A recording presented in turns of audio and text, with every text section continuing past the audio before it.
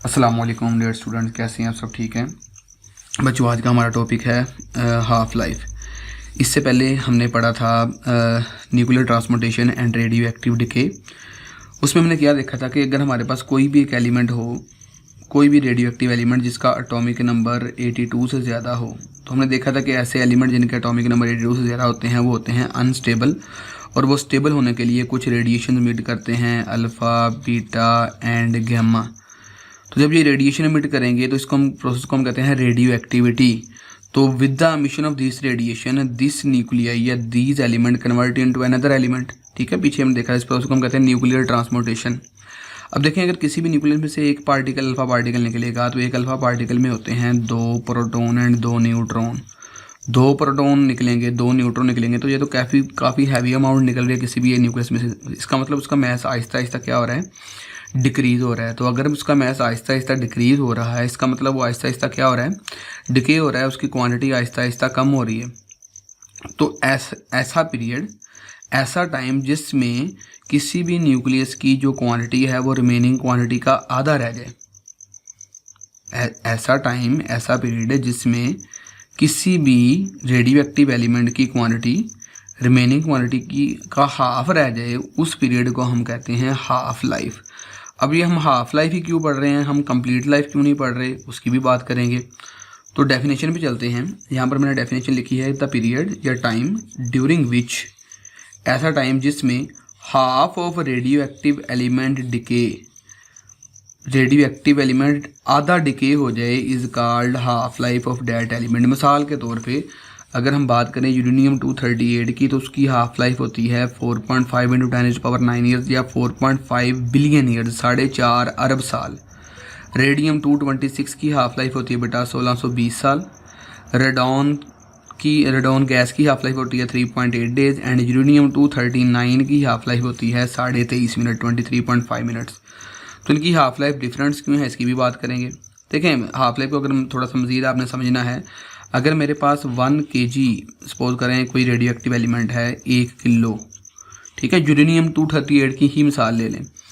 तो अगर मेरे पास 1 kg यूरेनियम 238 है तो इसको 1 किलो से आधा किलो रहने में, हाफ kg रहने में कितने साल लगेंगे बेटा? 4.5 अरब साल बाद। फिर ऐसा नहीं है कि मज़ीद अगले 4.5 अरब साल में ये आधा किलो और ख़त्म हो जाएगा, नहीं, रिमेनिंग क्वांटिटी का हाफ डिके होगा।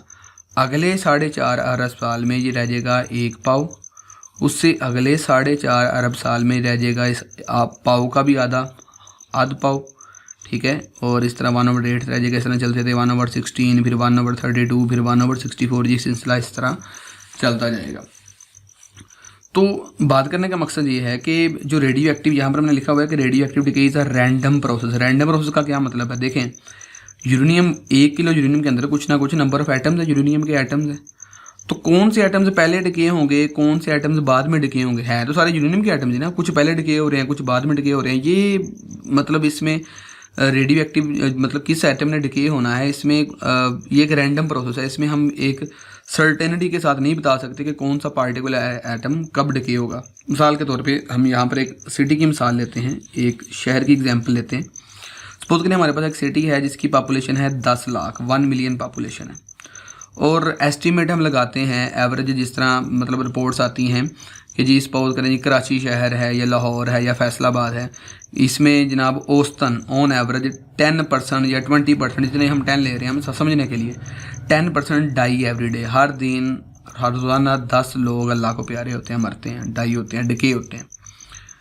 तो क्या हम बता सकते हैं कि उन 10 लाख लोगों में, उन 1 मिलियन लोगों में कौन से 10 बंदे डिके होंगे? नहीं, हम ये नहीं बता सकते। हम ऑन एवरेज ओवरऑल बात करते हैं कि इन 10 लाख लोगों में या उन 1 मिलियन पर्सनस में 10 लोग 10% जो होंगे वो डिके हो जाएंगे। तो so we are unable to tell which particular person die on which particular day. हम ये नहीं बता सकते कि कौन सा पार्टिकुलर बंदा डिके होगा किस दिन। हम सिर्फ ये कहेंगे कि भाई इस ओवरऑल जितने भी हमारे पास 1 मिलियन पॉपुलेशन है उसमें से कोई से 10 बंदे जो होंगे वो अल्लाह को प्यारे हो जाएंगे। रैंडम प्रोसेस है। इसी तरह रेडियो एक्टिव डिके भी क्या है बेटा? रैंडम प्रोसेस है। अगर हमारे पास कोई ग्रुप ऑफ एटम्स है, मिसाल के तौर पे अगर मैं 1 मोल ले लूँ यूरेनियम, तो एक मोल यूरेनियम कितनी होती है 238 ग्राम। तो उसमें एवोगैड्रो नंबर होंगे, number of elements, number of atoms. खैर, तो हमारे पास अगर एक ग्रुप ऑफ एटम्स है तो उसमें कौन से एटम्स पहले डिके होंगे, कौन से एटम्स बाद में डिके होंगे, ये हम नहीं बता सकते। लेकिन हम इतना बता सकते हैं कि भाई इतने अरसे में जितने हमारे पास ये ग्रुप एटम्स बचे हैं, इसकी रिमेनिंग क्वांटिटी का, इसकी जो ओरिजिनल क्वांटिटी है उसका हाफ रह जाएगा इतने दिनों बाद या इतने पीरियड के बाद। तो यहाँ पर मैंने मिसाल ली हुई है, consider a sample of 100,000 atoms, 1,00,000 atoms having half life of 1 day. Suppose कर रहे हैं कि उसकी हाफ लाइफ कितनी है 1 डे। तो after 1 day number of atoms left, देखें 1,00,000 है तो हाफ लाइफ उसकी 1 दिन है, तो 1 दिन बाद कितने एटम्स रह जाएंगे बेटा 50,000। 2 दिन के बाद after 2 days number of atoms left 25,000। After 3 days number of atoms left 12,500।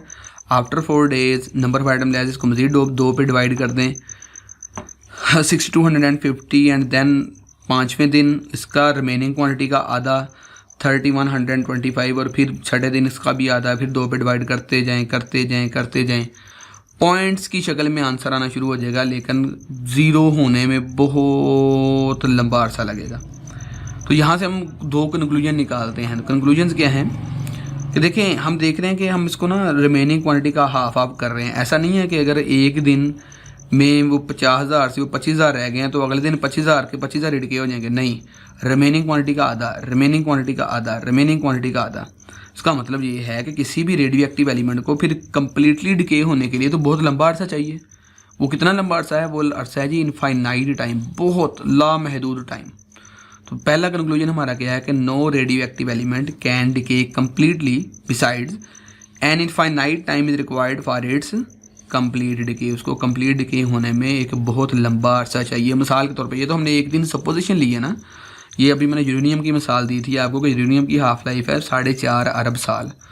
तो अगर हमारे पास 1 kg यूरेनियम है तो 4.5 अरब साल लगेंगे उसे आधा किलो होने में, और आधा किलो से 1 पाव होने में उसको मज़ीद 4.5 अरब साल लगेंगे, और 1/4 से 1/8 होने में उसको मज़ीद 4.5 अरब साल लगेंगे। तो इसका मतलब ये बहुत लंबा अरसा बनता जाएगा, लेकिन कभी भी वो कम्प्लीटली डिके नहीं होगा। दूसरा हमारे पास कंक्लूजन क्या है, देखें जब हमारे पास थे 1,00,000 एटम्स तो तब 50,000 डिके हो रहे हैं और 50,000 रह गए। इसी तरह जब हमारे पास 50,000 एटम्स हैं तो 25,000 डिके हो रहे हैं और 25,000 रह गए। इस तरह जब हमारे पास 25,000 थे तो 12,500 डिके हो गए और 12,500 रह गए। इसका मतलब जैसे जैसे रिमेनिंग क्वांटिटी कम हो रही है, नंबर ऑफ डिकेइंग एटम्स भी कम हो रहे हैं। अगर ओरिजिनल एटम ज़्यादा हैं तो ज़्यादा एटम डिके हो रहे हैं, अगर ओरिजिनल एटम्स या रिमेनिंग एटम्स कम हैं तो कम एटम डिके हो रहे हैं। देखें ना, अब 6,250 एटम्स में से 3,125 डिके हो गए और 3,125 रह गए। तो जैसे जैसे नंबर ऑफ एटम्स कम होते जाएंगे वैसे वैसे नंबर ऑफ डिकेइंग एटम्स भी कम होते जाएंगे। तो मैं कह सकता हूँ कि number of decaying atoms per unit time is proportional to original number of atoms, बिल्कुल कह सकते हैं। तो यहाँ पर देखें दूसरा पॉइंट यही लिखा है मैंने कि number of decaying atoms per unit time is proportional to original number of atoms. delta n over delta t is directly proportional to minus n, where delta n over delta t is the number of decaying atoms per unit time, और n क्या है? n is original या remaining quantity कह लें, original number of atoms. और ये negative का sign indicate क्या कर रहा है? नेगेटिव का साइन इंडिकेट ये कर रहा है कि with the passage of time, जैसे जैसे ये वो डिके हो रहा है ना, n की वैल्यू, n की तादाद कम होती जा रही है। देखें ना, पहले n की वैल्यू थी 1,00,000, फिर रह गई 50,000, फिर रह गई 25,000, फिर रह गई 12,500। तो n की जो अमाउंट है, n की जो वैल्यू है वो आहिस्ता आहिस्ता क्या हो रही है? डिक्रीज हो रही है। नीचे लिखा भी है मैंने कि negative sign indicates that n decreases as time pass. तो इसको मज़ीद ज़रा सिंप्लीफाई करते हैं। हमारे पास सिंपल एक क्वेश्चन है, ये delta N over delta T is directly proportional to minus n. जब हम ये प्रोपोर्शनलिटी का साइन खत्म करेंगे तो देखते हैं क्या आता है। हाँ जी, तो प्रोपोर्शनलिटी का साइन खत्म करें जी, delta N over delta T is equal to minus lambda into N, where ये लैम्डा क्या है? इस लैम्डा को हम कहते हैं decay constant. This lambda is known as decay constant. ये डिके कॉन्स्टेंट क्या है, इसकी वैल्यू निकालते हैं, फिर नीचे इसकी डेफिनेशन करेंगे इस n को इधर ले आओ, ज़रा डिवाइड करवा दो ला के इधर, थोड़ा सा रीअरेंज करें तो n माइनस भी इधर ले आए तो लैम्डा किसके बराबर आएगा, minus delta n over delta T, साथ में ये n भी नीचे आ गया। अगर इस n को मैं ऊपर ले जाऊँ तो ये डेल्टा n के नीचे आ जाएगा, तो lambda is equal to minus delta n over delta t. तो ये सिंपल हमारे पास डिके कांस्टेंट की वैल्यू आ गई है। अगर आप गौर करें minus delta n over n, ये क्या है, ratio of fraction of decaying atoms. ये क्या है, decaying atoms divide by original number of atoms, तो ये हो जाएगा fraction of decaying atoms per unit time. तो negative of fraction of decaying atoms per unit time is known as decay constant. तो यही इसकी डेफिनेशन है, ratio of fraction of decaying atoms, ratio of fraction of decaying atoms per unit time is called decay constant. और decay constant का अगर मैं unit की बात करूं, देखें ये तो ऊपर रेशियो है, रेशियो का कोई यूनिट नहीं होता, और टाइम का यूनिट क्या होता है, सेकंड, तो इसका यूनिट क्या आएगा जी, पर सेकंड। तो एक एमसीक्यू भी आती है कि डिके कांस्टेंट हो गया लैम्डा, उसके बाद फ्रीक्वेंसी हो गई, उसके बाद एंगुलर फ्रीक्वेंसी होगी, इनका जो यूनिट है या इनका जो डायमेंशन है वो क्या है, सेम है। अब डिके कांस्टेंट का हमें क्या फ़ायदा है, तो बेटा इसका रिलेशन है हाफ लाइफ के साथ, जो कि बीएससी लेवल पे ड्राइव होता है। लेकिन यहाँ पर हम डायरेक्ट करेंगे कि अगर हम डिके कांस्टेंट को हाफ लाइफ से मल्टीप्लाई करें तो हमारे पास हमेशा एक कांस्टेंट नंबर आता है जो कि बराबर होता है नेचुरल लॉग ऑफ 2 के। ठीक है, जब आप नेचुरल लॉग लेंगे 2 का तो हमारे पास नंबर आ जाएगा, ये तो एज इट इज़ आ जाएगा ना, decay constant multiply by half life is equal to, ये आ जाएगा 0.693। तो बेटा इस रिलेशन से हम किसी भी एलिमेंट की हाफ लाइफ को कैलकुलेट कर सकते हैं। ये पीछे जो हमने निकाली है वैल्यूज, यूरेनियम 238 की 4.5 अरब साल है, रेडियम की 1620 साल है। अब ऐसा तो नहीं है कि हम जनाब 1 किलो यूरेनियम को रख के बैठ गए हैं और 4.5 अरब साल का हमने वेट किया और फिर देखा कि जनाब ये 4.5 अरब साल बाद जो है वो आधा रह गया। इतनी तो किसी की एज भी नहीं है ना किसी साइंटिस्ट की। तो ये हमें कैसे पता चली, ये डिके कांस्टेंट ने हमें बताया। कैसे बताया उसकी ये बात करते हैं। देखें, अगर हमें डिके कांस्टेंट पता है तो हम हाफ लाइफ निकाल सकते हैं। डिके कांस्टेंट को इधर ला के डिवाइड करवाएं ज़रा, तो हाफ लाइफ की वैल्यू क्या आएगी, T1/2 is equal to 0.693 divide by lambda. अगर हमें डिके कांस्टेंट पता है तो हाफ लाइफ निकाल सकते हैं, और अगर किसी की हाफ लाइफ पता है तो उसका डिके कांस्टेंट निकाल सकते हैं, सारी सी बात है। अब ये डिके कांस्टेंट हमें कैसे निकालेंगे, देखें ना, हाफ लाइफ कैलकुलेट करने के लिए हमें ये चाहिए डिके कांस्टेंट। तो डिके कांस्टेंट कैलकुलेट करना हमारे लिए बड़ा आसान है। ये देखें ऊपर, हम क्या करेंगे, एक पार्टिकुलर टाइम के लिए, एक पार्टिकुलर टाइम सपोज कर लें, 1 दिन कर लें या 1 घंटा कर लें या 2 घंटे, 3 घंटे, 4 घंटे, हमारी मर्जी है। तो उस पार्टिकुलर टाइम में हम देखते हैं कि कितना फ्रैक्शन ऑफ एटम्स जो हैं वो डिके हो रहे हैं। ठीक है, कितना फ्रैक्शन ऑफ एटम डिके हो रहे हैं। तो यहाँ पर वैल्यूज पुट करेंगे तो हमारे पास किसकी वैल्यू आ जाएगी, लैम्डा की। मतलब 1 दिन में कितना फ्रैक्शन डिके हुई है या 1 घंटे में कितनी फ्रैक्शन डिके हुई है, जो उनसी भी उसकी वैल्यू होगी वो यहाँ पर हम पुट करके डिके कांस्टेंट निकालेंगे, और डिके कांस्टेंट की वैल्यू यहाँ पर पुट करेंगे तो हमारे पास क्या आ जाएगी, सिंपली उसकी हाफ लाइफ आ जाएगी। तो इस तरह हम क्या कर सकते हैं, किसी भी एलिमेंट की हाफ लाइफ को कैलकुलेट कर सकते हैं। अच्छा, हाफ लाइफ कैलकुलेट करने का ना एक और मेथड है, वो है डिके कर्व मेथड। हम एक कर्व बनाते हैं और कर्व से किसी भी एलिमेंट की हाफ लाइफ को कैलकुलेट कर सकते हैं। तो डिके कर्व क्या है, अभी हम आगे उसको बनाएंगे, एक ग्राफ बनाएंगे। उस ग्राफ में हम क्या देखेंगे, हम टाइम को लेंगे अलोंग एक्स एक्सिस और वाई एक्सिस के अलोंग लेंगे हम नंबर ऑफ डिकेइंग एटम्स। ठीक है, और उसके दरमियान एक कर्व बनाएंगे तो हमारे पास एक यूं करके कर्व बनेगी, इन्वर्सली प्रोपोर्शनल रिलेशन शो करेगी, और उस कर्व की मदद से हम किसी भी एलिमेंट की किसी भी डिकेइंग एलिमेंट की हाफ लाइफ को कैलकुलेट मतलब कर सकते हैं। तो graph which shows the number of atom decreases due to their decay with the passage of time called decay curve. ऐसा ग्राफ जो शो करता है कि जो number of atom Aahista Aahista decrease हो रहे हैं डिके, अपनी डिके की वजह से, उसको हम कहते हैं डिके कर्व। तो वो डिके कर्व बनाने के लिए हम जरा एक छोटी सी मिसाल लेते हैं, लेट कर लेते हैं कि n0 is the original number of atoms having half life कितनी है जी, T1/2। After first half life number of atom left कितने रह जाएंगे जी, रिमेनिंग क्वांटिटी का आधा, n0/2। इसको मैं यूँ लिख सकता हूँ 1/2 इंटू n0। इसी तरह after second half life 2T1/2 number of atoms left कितने रह जाएंगे जी, इसका भी हाफ एन नोट बाई 4, इसको 2 पे डिवाइड करेंगे 4 आ जाएगा। तो 4 को मैं यूँ भी लिख सकता हूँ 1/2 का स्क्वायर इंटू एन नोट। इसी तरह आफ्टर थर्ड हाफ लाइफ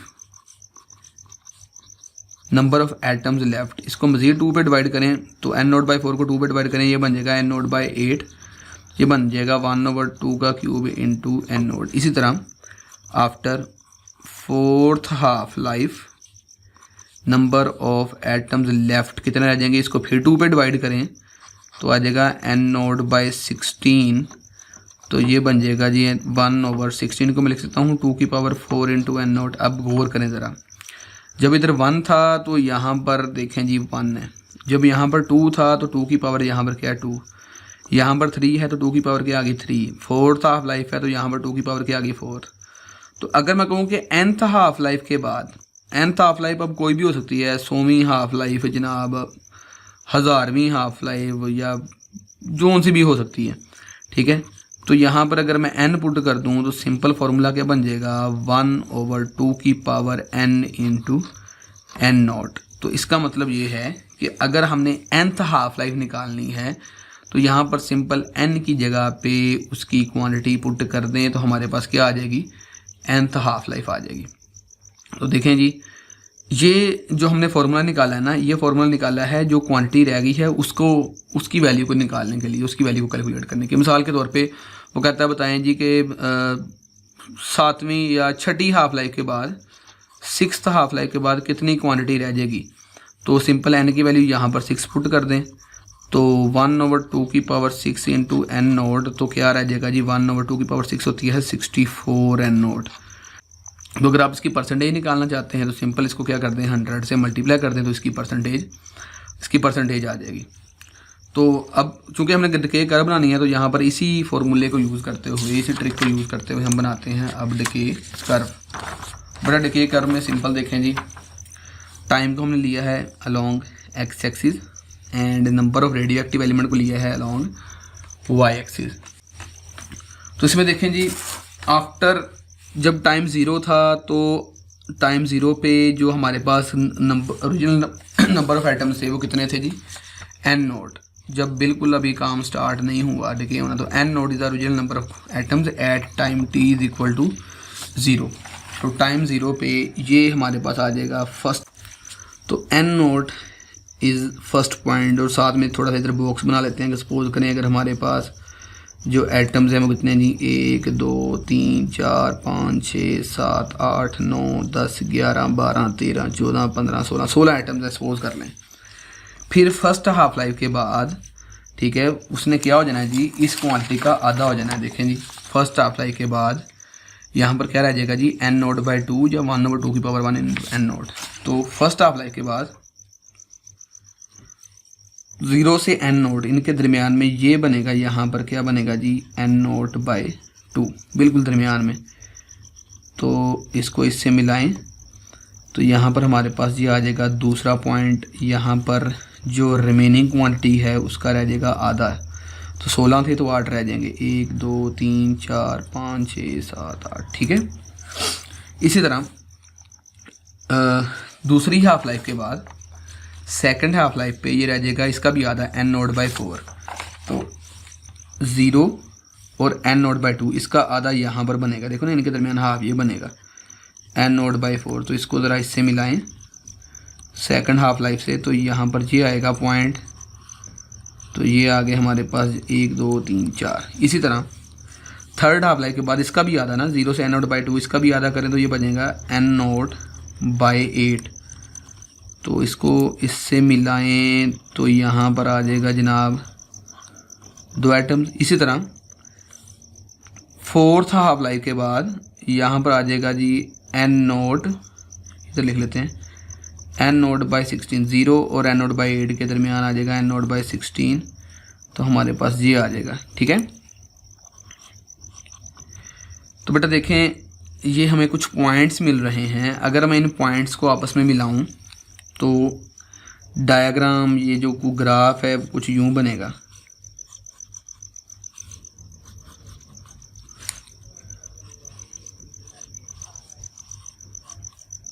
अगर आप गौर करें तो जैसे जैसे हम नीचे की तरफ आ रहे हैं जो कर्व है वो एक्स एक्सिस के साथ सीधी होती जा रही है। ये जो हमें कर्व मिली है ना बेटा, ये कर्व, इसको हम कहते हैं डिके कर्व। तो जैसे ये नीचे की तरफ आ रही है, ये कर्व एक्स एक्सिस के साथ सीधी होती जा रही है, लेकिन ये कर्व कभी भी एक्स एक्सिस को क्रॉस नहीं करेगी, इंटरसेक्ट नहीं करेगी, टच नहीं करेगी। क्यों? क्योंकि अगर इसने एक्स एक्सिस को टच कर लिया इसका मतलब इसकी क्वांटिटी क्या होगी? 0। लेकिन हमने पीछे बात क्या की है कि कोई भी radio active element complete decay नहीं होता, तो ये फिर इसके साथ साथ ही भागती रहेगी। कहाँ पर जाकर टच करेगी? वो इन्फिनिटी पे।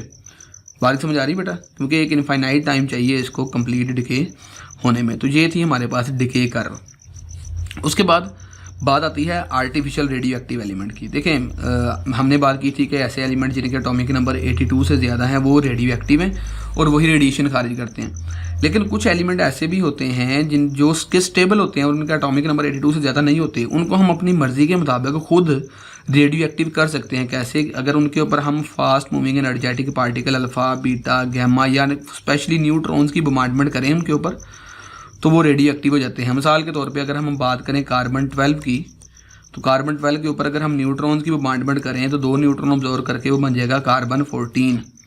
अब कार्बन 12 तो स्टेबल है, ये रेडियो एक्टिव नहीं है, लेकिन कार्बन 14 जो कि न्यूट्रॉन्स की बोmbardment के बाद बना है, कार्बन 14 इज़ रेडियो एक्टिव। और अब ये रेडिएशन खारिज करेगा, डिके होगा, तो अब हम इसकी हाफ लाइफ निकाल सकते हैं। इसी तरह पोटाशियम 39 जो है, पोटाशियम 39 ये भी रेडियो एक्टिव नहीं है, स्टेबल है, लेकिन जब इसके ऊपर भी न्यूट्रॉन्स की बोmbardment करते हैं तो ये बन जाता है पोटाशियम 40। ये अब रेडियो एक्टिव है और इसकी हम हाफ लाइफ निकाल सकते हैं। ऐसे एलिमेंट को हम कहते हैं आर्टिफिशियल रेडियो एक्टिव एलिमेंट्स। फिर बेटा कुछ इंपॉर्टेंट पॉइंट्स हैं। पीछे हमने फॉर्मूला निकाला है कि जो हमारे पास एलिमेंट्स रह गए हैं, रिमेनिंग क्वांटिटी, उसका फार्मूला निकालने का, उसका मतलब उसकी वैल्यू निकालने का जो फार्मूला है वो है 1/2 की power n into n naught. तो रिमेनिंग एटम्स निकालने का फार्मूला है 1/2 की पावर n n नोट। तो जो डिके हो गए हैं अगर उनकी हमने वैल्यू निकालनी है, अब वो पूछे कि बताएं जी छठी हाफ लाइफ के बाद या 5वीं हाफ लाइफ के बाद कितने रह गए हैं, वो जो रह गए हैं वो इसमें n की वैल्यू पुट कर देंगे तो रिमेनिंग एटम्स आ जाएंगे। तो कितने डिके हो गए हैं टोटल वो निकालने हैं। तो सिंपल हल है इसका कि ये रिमेनिंग एटम्स हैं, तो आप क्या करें, जो ओरिजिनल एटम थे उसमें जो रिमेनिंग है वो माइनस कर दें। तो जाहिर सी बात है ओरिजिनल में से रिमेनिंग माइनस कर दें तो जो बाकी मतलब जो आंसर आएगा वो आंसर होगा जो ख़त्म हो गए हैं, डिके हो गए हैं। तो ओरिजिनल क्या था जी हमारे पास n नोट और रिमेनिंग एटम्स कितने थे 1/2 की power n into n naught. यहाँ से n नोट कॉमन आ रहा है तो डिकेड जो वो एटम्स जो डिके हो गए हैं उनकी अमाउंट, उनकी वैल्यू, उनकी तादाद निकालने का फार्मूला क्या बनेगा, n नोट अगर कॉमन निकालें तो 1 - 2 की power n into n naught. ये हमारा फार्मूला आ जाएगा डिकेड एलिमेंट्स का। तो सारी सी बात है, अगर वो पूछे कि बताओ जी कि 5th हाफ लाइफ के बाद कितने एलिमेंट्स कम्प्लीटली डिके हो जाएंगे, तो इसमें वैल्यू पुट करें तो डिकेड की वैल्यू क्या आएगी 1 - 2 की पावर 5 इंटू एन नोट। तो 1 - 2 की पावर 5 होता है बेटा 32 इंटू एन नोट। तो क्या आएगा 32 - 1 करें तो 31/32 इंटू एन। तो ये एलिमेंट्स क्या हो जाएंगे, डिके हो जाएंगे। तो अगर इसको मैं 100 से मल्टीप्लाई कर दूँ तो ये इसकी परसेंटेज आ जाएगी। और बेटा याद रखें कि 5वीं हाफ लाइफ के बाद मतलब तकरीबन 5 हाफ लाइफ के बाद जो कोई भी न्यूक्लियस है वो तकरीबन 97% तक डिके हो जाता है। जिसको हम मल्टीप्लाई करें तकरीबन इतनी ही वैल्यू आएगी। अच्छा खैर, इसके बाद एक और पॉइंट है, मतलब सपोज करें कि अगर आपको वो कह देता है कि ओरिजिनल क्वांटिटी का वो आफ्टर सम हाफ लाइफ से वो कहता है कि इतनी अमाउंट बच गई है, तो बताओ कि कितनी हाफ लाइफ ली है उसने इतनी अमाउंट से बचाने में। तो सवाल है कि an element becomes 1/64 of its original amount in 60 seconds. तो हाफ लाइफ निकालें तो बड़ा सिंपल फार्मूला जी, देखें 1/64 है तो ये क्या है जी, ये रह गई है, ये लेफ़्ट है, तो लेफ़्ट का फार्मूला क्या था 1/2 की पावर n। तो ये कितना है जी 1/64। तो 1/64 को मैं यूँ लिख सकता हूँ बेटा 1/2 की पावर n इंटू 1/64 को हम लिख सकते हैं 2 की पावर 6। तो यहाँ से अगर आप कंपैरिजन करें तो n की वैल्यू क्या आ रही है 6। इसका मतलब 6 हाफ लाइफ्स के बाद ये इतना रहा है। ये पीछे वैसे हमने किया भी था, अगर आप गौर करें 6 हाफ लाइफ के बाद वो 1/64 इंटू एन नोट क्वान्टिटी रह गई थी। तो उसकी हाफ लाइफ हमने निकालनी है। तो हाफ लाइफ निकालनी है तो सिंपल क्या करें जी, t 1/2 है, टोटल टाइम हमारे पास कितना 60 सेकंड है, उसको उसकी नंबर ऑफ़ हाफ लाइफ पे नंबर ऑफ़ हाफ लाइव्स पे डिवाइड कर दें, 6 पे डिवाइड कर दें तो टी हाफ लाइफ कितना आएगा, इसको करें जी तो ये आ जाएगा 10 सेकंड। तो इसका मतलब उसकी हाफ लाइफ कितनी है जी 10 सेकंड। तो पहले 10 सेकंड, फिर 10 सेकंड दूसरी हाफ लाइफ, फिर 10 सेकंड तीसरी हाफ लाइफ, टोटल 30 हो गए। फिर 10 सेकंड चौथी हाफ लाइफ, फिर 10 सेकंड पाँचवीं एंड 10 सेकंड छठी। तो 60 सेकंड में छठी हाफ लाइफ के बाद वो 1/64 टाइम रह जाएगी। तो बेटा ये था हमारे पास हाफ लाइफ का टॉपिक। इस टॉपिक को आपने अच्छे से सुनना है, देखना है और इसके MCQs की भी प्रैक्टिस करनी है। अगर कोई भी आपका क्वेश्चन है तो आप पूछ सकते हैं कमेंट सेक्शन में। अपना बहुत ज़्यादा ख्याल रखिएगा स्टूडेंट्स। अल्लाह हाफिज़।